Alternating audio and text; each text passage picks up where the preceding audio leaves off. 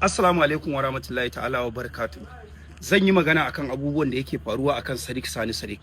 Sadiq abin da ya fito yayi, wasu suna cewa kamar kwangila ya karbo. Ko da ya karbo kwangila, to madalla da irin wannan kwangilar. Saboda so da yawa an dade ana irin wannan abun, uban wa ya taba fitowa ya faɗi irin maganganu gaskiya irin wannan.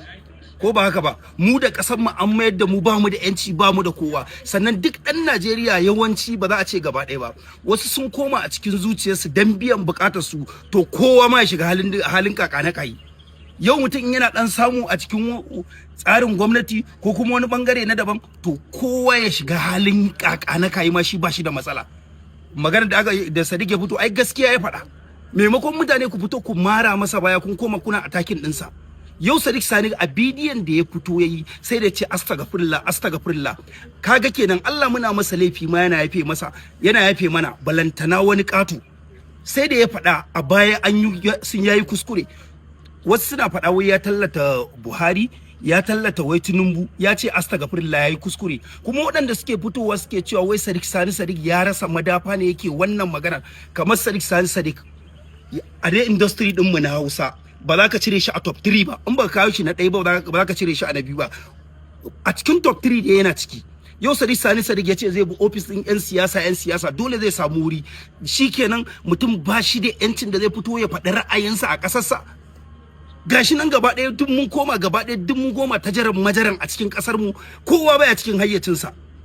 Maganar da ya fito ya faɗa gaskiya ce, amma wasu sun zo suna attacking ɗinsa. To billahi lazi akan wannan abin da yake faruwa, duk wanda ya ce wai zai zagi Sadiq Sani Sadiq, to sai dai mu koma yan balaja'u gaba ɗaya. Duk wanda ya taɓa wani wallahi sai dai mu fito ai ta zage-zagen, tun da gaba ɗaya ba masala kuke so ba. Ai maganar gaskiya ne, saboda ku kun samu kuna ci to uban kowa ya rasa. Ba mu da ƙasar da ta fice Najeriya, mu 'yan Najeriya ne.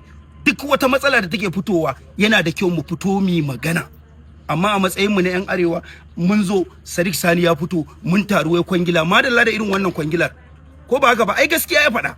Allah ma muna masa laifi yana yafe mana balantana wani katu. Ya faɗa a baya ya tallata kuskure.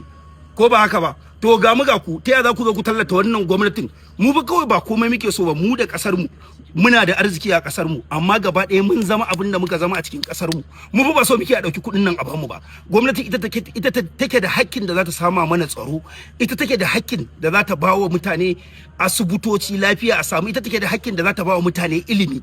Amma mutane an fito an faɗi gaskiya tun muna yara ƙanana ake ta mana campaign, menene za a kawo mana ruwa, za a kawo mana wuta, za a wadata mu da lafiya, za a wadata mu da security. Har yanzu gashi mun girma, still abin da ake yi a baya shi ake mana.